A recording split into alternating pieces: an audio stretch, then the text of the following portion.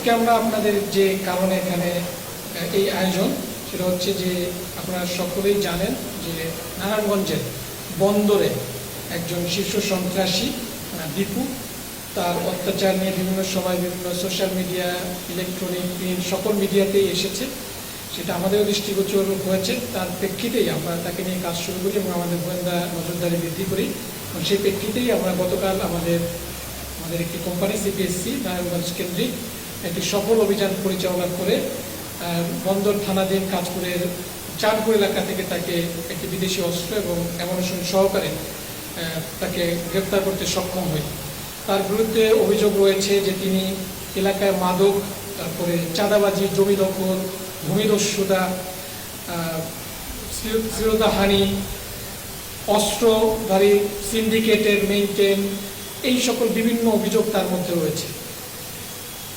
যে শীতলক্ষ্যা নদী যে আছে সেখানে যে বালখেট এবং ট্রলারের মাধ্যমে যে সকল পণ্য অথবা এই যে বালু নিয়ে যাতায়াত করে সেখানের এই বালখেটের মালিকদের কাছ থেকে চাঁদাবাজি, এই জিনিসের সাথেও এই দীপু রিলেটেড। তো তারই প্রেক্ষিতে আমরা তাকে নিয়ে কাজ শুরু করি এবং গতকাল আমরা একটি গোয়েন্দা তথ্যের মাধ্যমে জানতে পারি যে তিনি তার যে বাড়ি চাঁদপুর, সেই চাঁদপুর এলাকায় কোনো একটা জায়গা থেকে আসতেছেন এবং সেখান থেকে আমরা অভিযান পরিচালনা করি। আমাদের সিপিএসসির গতকাল রাত সন্ধ্যার দিকে 11:30 আনুমানিক এই টাইমে একটা অভিযান পরিচালনা করা হয় এবং প্রথমেই আমরা তাকে অ্যারেস্ট করতে সক্ষম হই এবং পরবর্তীতে তার যা তথ্য অনুযায়ী তার বাসায় আমরা একটি বিদেশি অস্ত্র এবং অ্যামুনিশন জব্দ করি।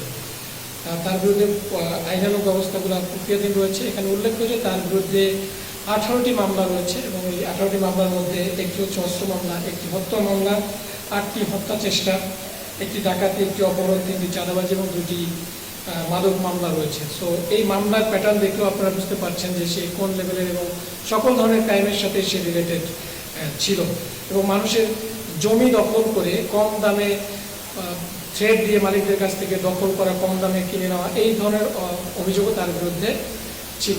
সো ওভারঅল সে ছিল নারায়ণগঞ্জের বন্দর থানা কেন্দ্রিক একজন শীর্ষ সন্ত্রাসী। বিভিন্ন সময় তিনি আলোচনায় এসেছেন এবং সে প্রেক্ষিতে আমাদের গতকালের অভিযান।